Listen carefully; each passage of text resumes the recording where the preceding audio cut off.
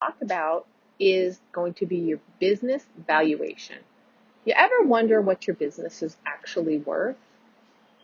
By the show of hands, does anybody know what their business is worth? Because I didn't. And when I did, it was not great news. Knowing what your business is worth and how to figure it out tells you everything you need to know about what should be the most important parts of your business. It tells you exactly what to focus on. And then, if you have to make a choice of three things, the one that builds more value in your business is the only thing you should choose to do. So we're going to do a down and dirty version of it today, right now. There are a lot of different ways to value a business.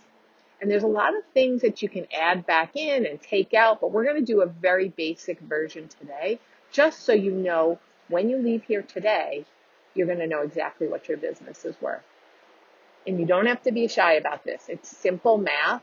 Profit times multiple is your value. So let's talk profit. Your profit from last year. The easiest way to figure this out is, what number did you file with the IRS? What was your profit? How much could you have taken and put in your bank account? Now fill in that profit. Okay, everybody, you write that down. Write down your number for profit for last year. There's no shame in business, so just write down the number. Put down the number. Okay, so let's talk multiple. I'm going to give you a range, okay? The multiple is how you multiply that profit. So the second piece to determining your value is your multiple. First is your business profit. Second is your multiple. So first, is your business professionally run? Simply put, do you have a C-suite? Do you have a CEO, CMO, CFO, all the things, right? If you have a C-suite, you're going to use an EBITDA multiple. And they are traditionally much higher. Usually the multiple is 5 to 15 or even more.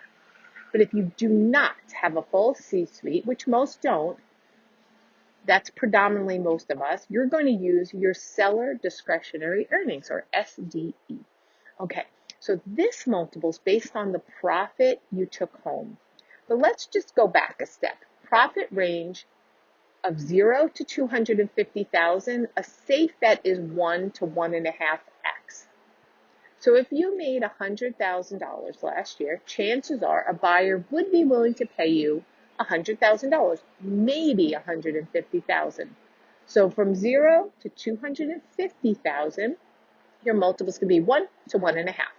From 250 to 750,000, your multiple is going to be 1.5 to 2.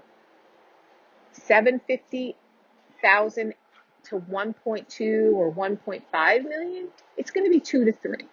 Okay? And 1.5 million higher, it's going to be 3 to 4, and it could even be higher. Great.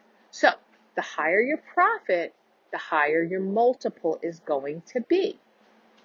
And it's more attractive as a business. Okay, so you have your multiple. Okay, so take your profit for last year, determine what range you're in, right? 1, 2, 3, or 4, and use that multiple. And just do simple math. So does everybody have a value? That is a realistic value of your business as it is right now. Okay, this is only your first value. Mine, if you recall, was 0. I bet yours is much better than mine. But your value can be affected by other things. But the easiest version is higher profit equals higher value. Congratulations to you. You did your first valuation.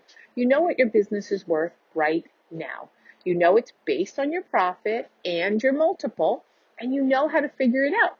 Your multiple, so hooray, you did it. You know just as much as my broker who told me my business was worth nothing.